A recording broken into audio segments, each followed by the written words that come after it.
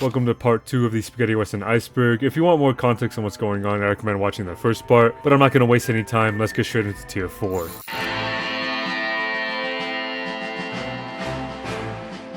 Recurring actors. This entry refers to the many roles spaghetti western actors played. This could also reference the act of typecasting, such as Lee Van Cleef being notably casted as an older, rugged villain in most spaghetti westerns. He was the bad in Sergio Leone's The Good, the Bad, and the Ugly, Frank in Day of Anger, Ryan in Death Rides a Horse, and many, many more roles. In terms of actors with the most roles in the genre, Lee Van Cleef is within the top 3. Klaus Kinski and Terence Hill can be considered within this top 3, but there are many other actors with the number of roles reaching double digits. While many of these roles have fallen flat, it was their determination to continue acting that led them to stardom. Lucio Fulci. Lucio Fulci was a prevalent Italian director, actor, and screenwriter. Notable for his comedies and spaghetti westerns, he was active in many genres throughout the 50s and 60s. In terms of his westerns, he only produced about 3. He directed 1966 Massacre Time and made uncredited contributions to the scripts. The movie seems to be an original Django spin-off, meaning the name of the character was included despite not being an official sequel. Fulci's next film within the genre was 1969's A Bullet for Sandoval. This film follows a Confederate soldier as he deserts the army for his sick, pregnant lover. This movie was received well, as audiences enjoyed double motivation stories, but other than that, the film didn't gain much popularity. Fulci's final venture in the spaghetti western genre was 1975's Four of the Apocalypse. We'll get into that a bit later, but the success of Fulci's spaghetti westerns can be credited to his roots in Italian horror. His usage of graphic imagery and intense gore made these movies stand out against other tamer westerns. While this dismayed critics from promoting his work, Fulci's films survived through the cult-like following the movies had developed. He passed away in 1996, cementing his legacy as an Italian director. The first spaghetti westerns. The origins of this genre can be traced back to a few notable directors and writers. Because of how much the spaghetti western genre crosses over with other westerns, the exact first spaghetti isn't really clear. In 1958, an American-British production named The Sheriff of Fractured Jaw was the first to be filmed in Spain. Then, a British-Spanish western named Savage Guns was filmed in the same country. These two films mark the beginning of Spain's usage as a suitable filming location of any sort of western. From this point forward, 2 films can be credited as the first film to specifically identify as a spaghetti western, those being Sergio Leone's A Fistful of Dollars in 1964 and Bruno Bozzetto's West and Soda in 1965. This is where the history begins to muddle, however. Dollars was released first, but West and Soda was in production for the previous year and a half due to the time-consuming animation present within the film. Bozzetto claims credit for creating the genre, but general audiences credit Leone for popularizing the movies. It was his usage of revolutionary camera work, innovative scores, and iconic characters that led A Fistful of Dollars to create an era. Audiences loved the low production vibe these films gave. They felt more real than the usually highly edited and high-octane movies of the era. Alright, so Future Duke here. I actually misread this entry and realized it mentioned these 4 specific movies: Gunfight at Red Sands, Implacable 3, Heroes of the West, and Gunfight at High Noon. These were films released in the years 1963 to 1964 and are the first spaghetti westerns. They predate Leone's A Fistful of Dollars, though my statements about the film popularizing the genre are still right. I just want to clear that up and make it clear that this is what the entry was referring to. Rip-offs and renames. It's almost fitting that a genre based on outlaws and thieves would have numerous rip-offs of other films. The most popular one is A Fistful of Dollars, which was an unofficial remake of the 1961 film Yojimbo. But at least Dollars did something new with the material, such as a new setting and new characters. Within the spaghetti western genre, a lot of ideas were stolen. The success of Clint Eastwood's portrayal of the man with no name would lead to the creation of other attempts at a mysterious anti-hero. Actors such as Franco Nero and Terence Hill would portray these types of characters. Nero played Django in 1966, and Hill played Cat in 1967. The plot of spaghetti westerns usually revolved around the protagonist swindling an outlaw gang in order to further their own goals. Movies such as A Pistol for Ringo, Blood for a Silver Dollar, and Payment in Blood involved this type of plot.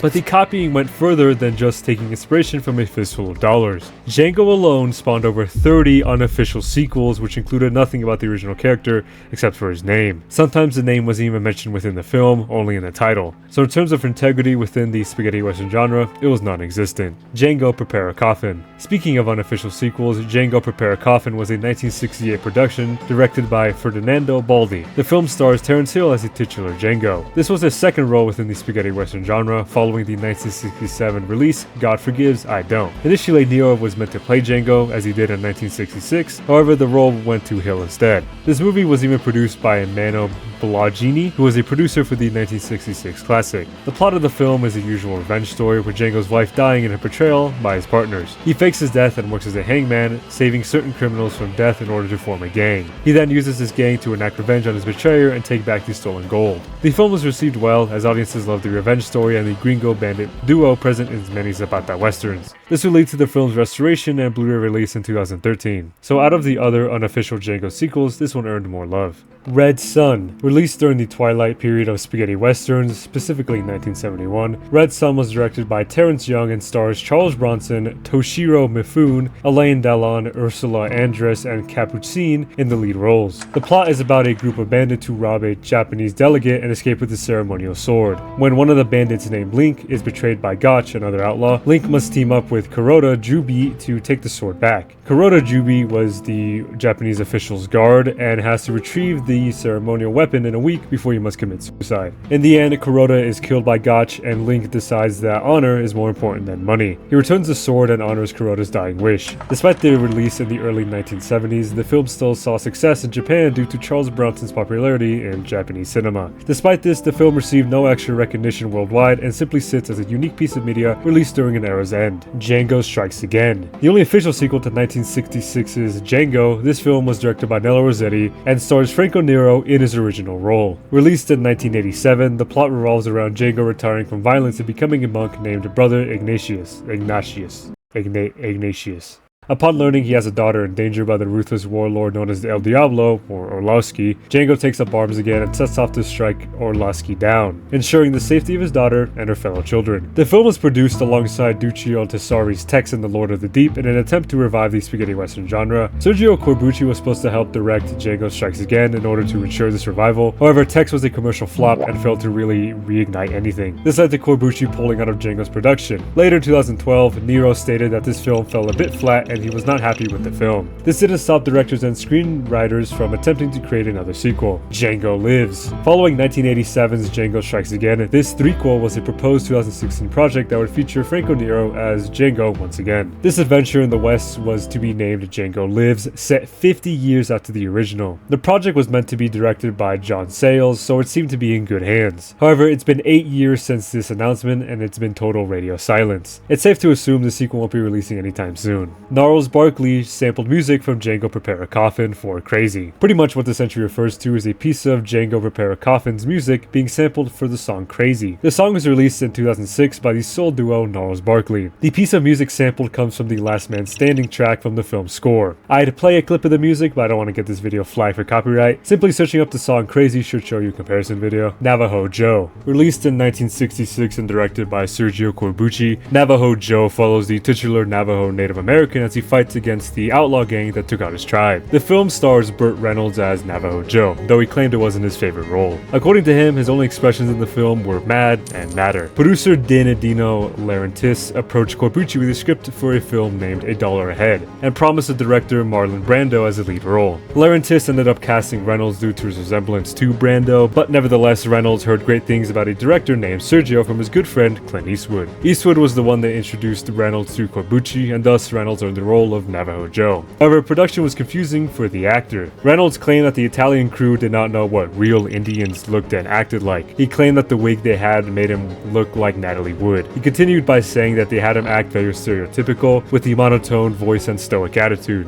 His final complaint was shaving his arms, stating that his right side was difficult. In the end, Reynolds stated that the movie failed because he had worked with the wrong Sergio. You see, when Eastwood introduced the director and actor, Reynolds thought he was meeting Sergio Leone, not Sergio Corbucci. This messy production would lead to a scuffed release and many scalding reviews by critics. Audiences found the film colorless and very stereotypical of the common bloody western. In the magazine Entertainment Weekly, critic Ken Tucker gave the film a D rating and claimed it was a dubbed Italian botch. Reynolds would continue his distaste for the film, saying the movie was so awful it was only shown in prisons and airplanes because nobody could leave. I killed 10,000 guys, wore a Japanese slingshot and a fright wig. Today, the film stands out as one of the many flops of the spaghetti western genre. Tepepa. Initially released in 1969, Tepepa was an Italian epic Zapata directed by Giulio Petroni. The film stars Thomas Millian and Orson Welles in the lead roles. Following the usual Zapata formula, the film centers around an English doctor's revenge against the titular Mexican outlaw Tepepa. The doctor, Henry Price, hunts down Tepepa in order to avenge his loved one's rape and suicide. In the end, the outlaw is killed, but the revolution continues. The production was very hostile, much to Petroni's dismay. Millian and Welles seem to not be able to separate the roles from reality. Millian idolized Welles, but despite this, Welles called him a dirty Cuban. The film was released under 3 different names. Tepepa and Blood and Guns were used internationally in most countries, while in Spain the film was known as Tepepa Viva la Revolucion. The film wasn't received well despite Millian's performance. To this day, Tepepa is mostly enjoyed by hardcore fans of the genre. Bernard Grant and dubbing. Many spaghetti westerns were released in their native language, meaning audiences in other countries would find it difficult to understand the plot. In terms of English-speaking countries, Bernard Grant dubbed over many characters in Italian movies. He was the regular voice for actors Marcello Mastroianni and Gian Maria Volonte in the films A Fistful of Dollars for a Few Dollars More, Bandits in Milan, and A Bullet for the General. Grant's voice was also featured in The Good, the Bad, and the Ugly and Danger Diabolic. Other than that, Grant wasn't featured in much media beyond soap operas. 4 of the Apocalypse. I briefly mentioned this film in the entry about Lucio Fulci, so let's get into it. Released during the genre's twilight period, 1975's For the Apocalypse follows 4 survivors of a brutal massacre as they must survive Utah's harsh residents. This film was the first time Fulci and cinematographer Sergio Salvati worked together and would mark the beginning of their collaborations. Initially, the film failed to meet financial expectations, but this film stood out as a compelling narrative and is widely considered as one of Fulci's best works, if not the genre's best production. The film was praised for its poetic writing and unique premise. In line with Fulci's other work, the movie was a brutal splatterfest that was filled with dark imagery and intense violence. Still, it is appreciated as a staple of the spaghetti western genre. Johnny Hamlet. Released in 1968, Johnny Hamlet was a spaghetti western adaptation of Shakespeare's Hamlet written by Enzo G. Castigliari. It reiterates the tragedy during the time period of the American Civil War. Each of the characters correspond to a character from the play. Johnny Hamilton is obviously Hamlet, Horace is Horatio, Claude Hamilton is King Claudius, Gertrude Hamilton is Gertrude, and so on and so forth. Sergio Corbucci was interested in producing a western adaptation of Hamlet and approached director Franco Rossetti. He initially was dismissive of a Hamlet adaptation taking place in the American West. The idea seemed absurd to him, so Corbucci was set to direct before Castigliari eventually took over. But this story could be false since Castigliari claims this wasn't the situation. Nevertheless, the film was produced and released with a unique title. In Italy, the film's title translates to That Dirty Story in the West. Castigliari disliked this and claimed the film would have performed better had it kept Johnny Hamlet as its title. The film received mediocre reviews and wasn't really popular. To this day, it's considered an average release during the genre's peak.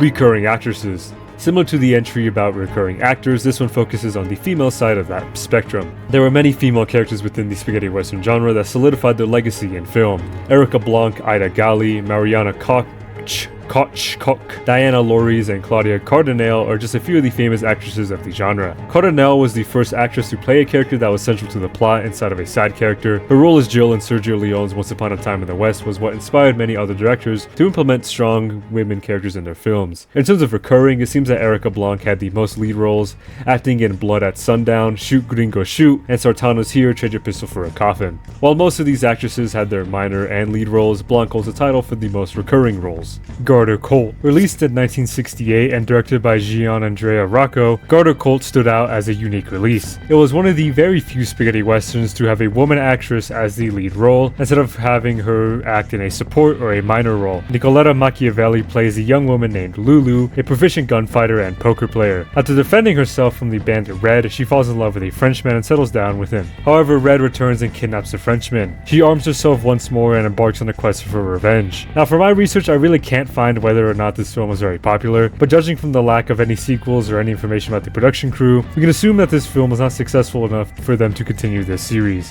White Comanche. Directed by Jose Briz Mendez, who went by Gilbert Lee Kay during the time, White Comanche was a 1968 spaghetti western that starred William Shatner. The film follows drifter Johnny Moon and the struggles of being misidentified for his brother, Noda. Noda is a Comanche that leads war parties to attack the local town. Tired of his constant abuse, Johnny challenges Noda to a duel to the death. Similarly Similarly to the last entry, not much is known about this film's production or reception. According to producer Sam White, Shatner tried getting NBC to buy the film in order for the movie to air on television. In terms of critical reception, the film is listed as one of the top 100 most enjoyably bad movies. Considering this and the lack of history around the production of the film, it's safe to say this movie wasn't a very popular piece of fiction. Kid Vengeance. Released in 1976 and directed by Joe Manduke, Kid Vengeance was a Twilight spaghetti with a plot focused on revenge. The main character, named Tom Thurston, witnessed his parents' murder and sister's kidnapping. He then embarks on a quest to rescue his sister and make the bastards pay. The movie casted Lee Van Cleef as McClane and Leif Garrett as the 15-year-old Kid Vengeance. Despite the juvenile protagonist, the film was intensely violent. The desert backdrop and barren set allowed the film to focus on Thurston's creativity when it came to killing McClane's bandits. He would use arrows, rocks, or even scorpions to punish the criminals. Despite this, the film suffered from production issues. The conditions of the desert the movie was filmed in were horrific on the actors. In many scenes, the ruthless McClane shows visible worry about Thurston's health. The low budget and 1976 release would lead to a low popularity and mixed receptions from audiences. Overall, Kid Vengeance would be one of the later spaghetti westerns that did nothing for the genre except reinforce stereotypes. Django TV show. Released in 2023, this television series was a reimagined version of the 1966 original Django.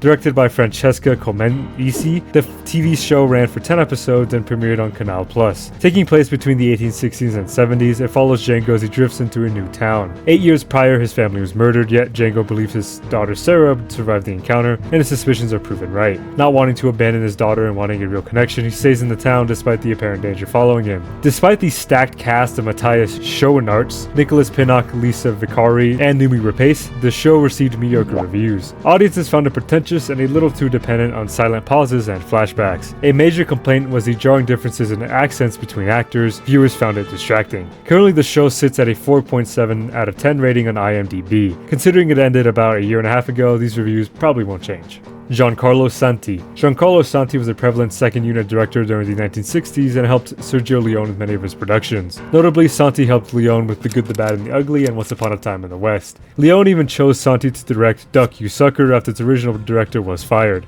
However, this decision was rejected by the American production behind the film, forcing Leone to do it himself. In 1972, Santi would make his full-fledged directorial debut with the film The Grand Duel. As mentioned earlier, this was director Giancarlo Santi's first film as the first unit. He used his experience helping Leone on spaghetti westerns to create this film. Casting Lee Van Cleef as the protagonist, it follows a sheriff as he seeks justice for a man falsely accused of murder. The Grand Duel is the production's American title, but the movie was also titled Storm Rider and the Big Showdown. The film was received well considering the later release and the use of the older and gunfighter duo cliche. Coincidentally, this was Lee Van Cleef's fourth time playing the older partner. Overall, the film was received well. Audiences enjoyed the narrative and the soundtrack, as well as Van Cleef's stellar performance. In the 2000s, the film was released on physical media under the American title. One release was a double feature with Keoma, utilizing Blu-ray features. To this day, the film is considered an underrated masterpiece within the spaghetti western genre. Tex and the Lord of the Deep. Directed by Duccio Tessari, this film was a 1985 production that was an adaptation of the popular Italian comic series Tex. The Tex comics were first released in 1948 and inspired many Italian artists for the following decades. So when the spaghetti westerns began to fade in popularity during the 1980s, Tessari attempted to revive the genre with his Tex adaptation and worked alongside Nello Rossetti on his film Django Strikes Back. Tessari wrote Tex and the Lord of the Deep as a television pilot, hoping the production would be received well and spark interest in a fully fledged TV show. But instead he switched gears and made the production into a film. It was released in theaters in 1985 and audiences hated it. Reviews of the film stated that the story was all over the place and acting was stiff. They found the entire film generic and uninspired. Giuliano Gemma, who starred as Tex Willer, said the idea of the film was interesting, but the scriptwriters chose the wrong stories to adapt. Audiences also found the adaptation to be too accurate. Basically, instead of translating comic panels into a cohesive narrative, the production decided to focus on adapting panels one-to-one. All of this would lead to a very messy release and the cancellation of the proposed television series. Despite its faults, Tex and the Lord of the Deep was an honest attempt at reviving a genre many loved. A reason to live, a reason to die. Released in 1972 and directed by Tonio Valeri, the film follows Union Colonel Pembroke and his attempts to recapture Fort Hallam. He enlists the help of prisoners and promises their freedom in exchange for their service. In the end, most of the group is killed during the siege. The colonel takes over the fort and saves himself from a court-martial. The film stars James Corbin, Bud Spencer, and Telly Savalas as the lead roles. Originally, the film was produced under the title Massacre at Fort Hollow, but this was changed for unknown reasons. Two different English cuts were released to audiences. One was a shorter version featuring Corbin dubbing his own lines. The longer cut, however, had a completely different voice acting cast and even changed the music. Some of the soundtrack borrows songs featured in Day of Anger, but nevertheless, the film was received well and enjoyed big box office returns. Audiences enjoyed the infiltration element present in the plot. This popularity would lead to a release on home media featuring an uncut extended version of the film. But as of 2025, this DVD is out of print and hard to find. Still, A Reason to Live, A Reason to Die stands out as one of the better spaghettis. The Fighting Fist of Shanghai Joe. Released in 1973 and directed by Mario Caiano, The Fighting Fist of Shanghai Joe was one of those Twilight spaghettis that tried something new. The protagonist, played by Chen Li, is a Chinese immigrant who fights racism with his sick kung fu. Helping him fight the terrors of social commentary are a cannibal, a scalp hunter, and a martial artist champion named Mikuja. Little is known about the production and the crew, but the film was released under a few different names. US audiences enjoyed To Kill or to Die and The Dragon Strikes Back. They found the film enjoyable, but only because it was laughably awful. The characters were two-dimensional stereotypes, and the antagonists of the film were defeated rather quickly. Still, people enjoyed the film enough to warrant a 2009 physical home media release. Today, the film is enjoyed as a comically bad production rather than an artistic endeavor. Bullets Don't Argue. Pretty much one of the first spaghetti westerns, Bullets Don't Argue was released in 1964 and directed by Mario Caiano. The basis of the film is basically a sheriff who must stop two bank robbers on the day of his wedding. Produced by Jolly Film, this film was a big budget spectacle that was expected to be a massive hit. The lead actor, Rod Cameron, was more popular than Clint Eastwood in 1964, so Jolly Film poured many resources into Bullets Don't Argue in order to create a masterpiece. However, in retrospect, the film was definitely not the smash hit the producers were expecting. Audiences found that the movie lacked any real depth and fell flat on most fronts. Still, they appreciated the attempt at an early Euro Western. Buddy Goes West, also known as the last spaghetti Western. As the entry suggests, it's commonly stated that 1981's Buddy Goes West was the last spaghetti Western. Directed by Michelle Lupo, the film follows Bud Spencer's character Buddy and his attempts at stopping a gang from harassing the local town. Audiences found the film relatively funny with a few issues here and there. They disliked the erratic plot and the stereotypical Native American sidekick. The movie didn't really stand out and was an average release. Now, in terms of the final spaghetti western, it's not really the last. So as discussed on this iceberg, the genre is split into three parts. From the early 60s to 70s is what people call the classic era, the usual anti-hero dealing out vigilante justice. But from the 70s to the early 80s, this became the Twilight era, where the genre became more dark and gritty in order to draw audiences back in. After the 80s, the genre resorted back to comedies or neo-westerns. Now, if I had to say what the last classic spaghetti was, I'd probably nominate My Name is Nobody. The film used the usual partnership trope for its plot and performed well in the box office. My guess for the final Twilight spaghetti would probably be 1978's China 9, Liberty 37. I haven't talked about it on this iceberg, but the plot is basically about this gunslinger who's about to be hanged by a railroad company, but is released if he agrees to murder a stubborn landlord. The film wasn't really released worldwide, and some cities didn't even get a theatrical release until late 1984, but at that point the genre was mostly dead with a few releases. The very last spaghetti western that I could find, this is from my research, was 1998's Gunslinger's Revenge. Not much is known about this film, but the plot is a family's life disrupted by the return of the father's gunslinger's father. His rival is hunting down the man and kidnaps a family son in order to goad the gunslinger into a duel. In the end, the village idiot accidentally kills the kidnapper and saves the day. The film was a hit in the box office, but it wasn't enough to sustain the genre. By 1994, spaghetti westerns were 30 years old. So Buddy Goes West wasn't the last film of the genre, but it was definitely released during the genre's end.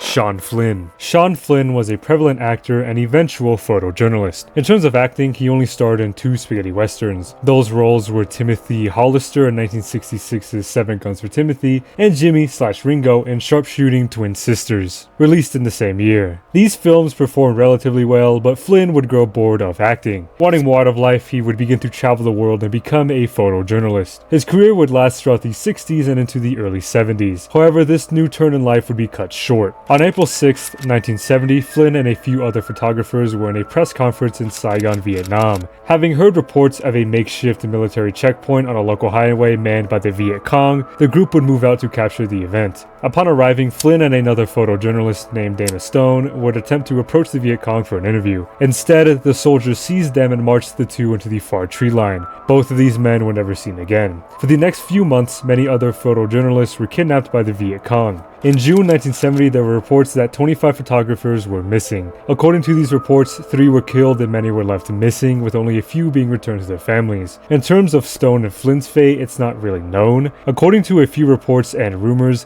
it's believed they were killed by factions of the group known as the Khmer Rouge. Flynn's mother was dedicated to finding her son and spent enormous amounts of money to fund search parties. Unfortunately, these efforts would prove fruitless. In 1984, she declared Sean Flynn legally dead. While his photojournalist career was short, he was dedicated to making an impact instead of playing characters on film. John Wayne. So this wasn't originally on the Iceberg, but I found the topic interesting enough to throw onto this tier. So basically what this refers to is the fact that John Wayne was against spaghetti westerns and usually detested the idea of being in one. The claims made by the actor include not wanting to be a part of an un-American production and believing that the genre of spaghetti westerns ruined the Wild West mythos. He believed the films portrayed the frontier as too violent and showcased the darker sides of humanity. There's also the creative differences, like how Wayne's films focused on more broad ideas such as freedom and manliness, while spaghetti westerns were character-based and followed their stories. The reason for these claims come from Wayne's own political views, conflicting with the genre. So according to this source, John Wayne was a white supremacy that believed in the idea that, and this is his words,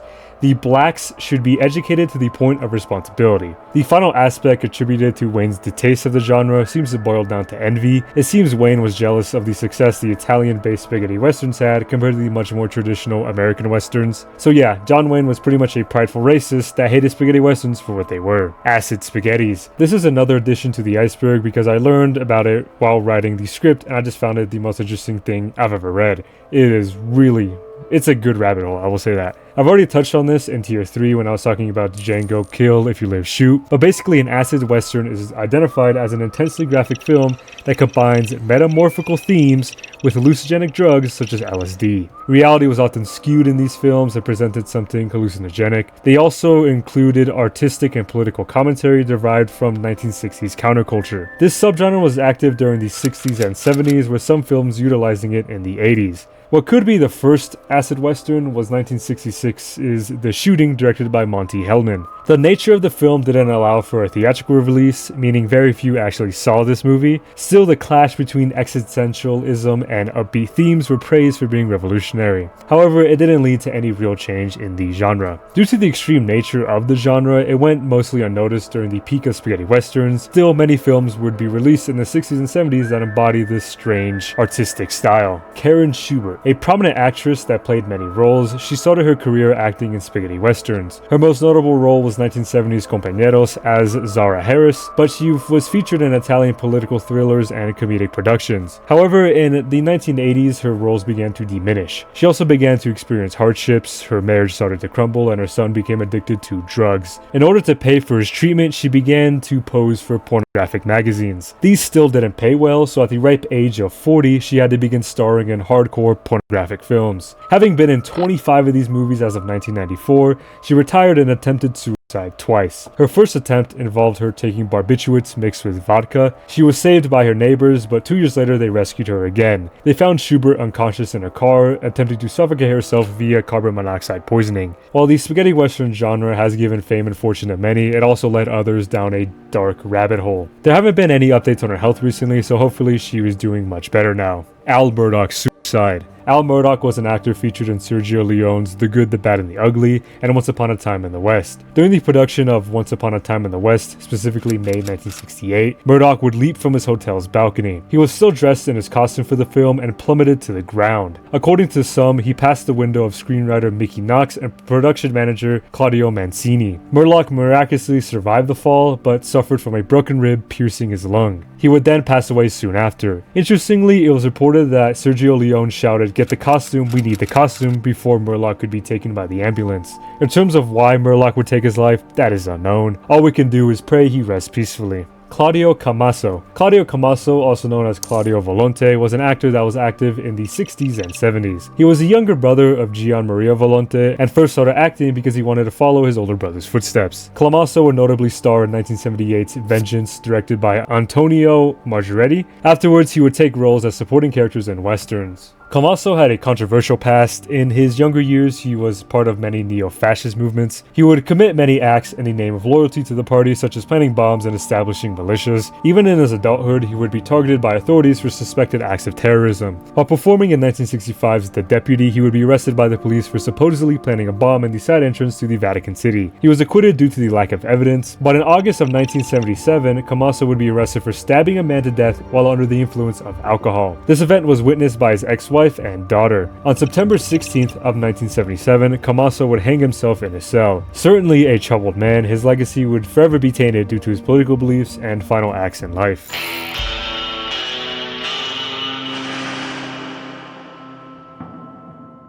Michael Kobe and Paul L. Smith. Now, from what I could find, there isn't some grand conspiracy including these two. In fact, the only thing I could find was the fact that they were some sort of Bud Spencer and Terrence Hill copy. Michael Kobe would play the Terrence Hill characters, the handsome, sharp half to Paul L. Smith's Bud Spencer characters, the idiotic yet strong big guys. These two would star in countless duo films, notably 1975's Convoy Buddies. While not a spaghetti western, producer Edward L. Montoro was determined to make sure this film would succeed. He went as far as changing the lead actors' names to Bob Spencer and Terrence Hall. Smith hated this, as he argued that an actor's name recognition was vital to his successful career. He sued Montoro and won the case. The judicial system would pay Smith for any damage and court fees. While the duo's career was short and lackluster compared to Spencer and Hill's, it was a testament to how much theft was present within the spaghetti western genre. As they say, imitation is the sincerest form of flattery. The Belle Star Story. Released in 1968 and directed by Lena Wertmuller, The Belle Star Story was an episodic spaghetti western that focused on the famous pop culture icon, Belle Star. Played by Elsa Martinelli, the film follows Star's misadventures in the West and her determination to outperform men in every aspect. A major plot point is Star's bank robbery heist with an on and off again lover known as Larry Blackie. The film's production was unique for the era, as it was the only spaghetti western to be directed by a woman. Lena Wertmuller, who directed under the pseudonym Nathan Witch, replaced the original director Piero Cristofani. Having Martinelli in their lead, it was one of the first few spaghetti westerns that stars a woman in the title role. The film was received relatively well, with many enjoying the strong female lead. The episodic plot was seen as a bit poorly paced by some, but overall it made the film an enjoyable experience. While not the most unique western in terms of plot and setting, the production was what set the Belle Star Story apart from the other films.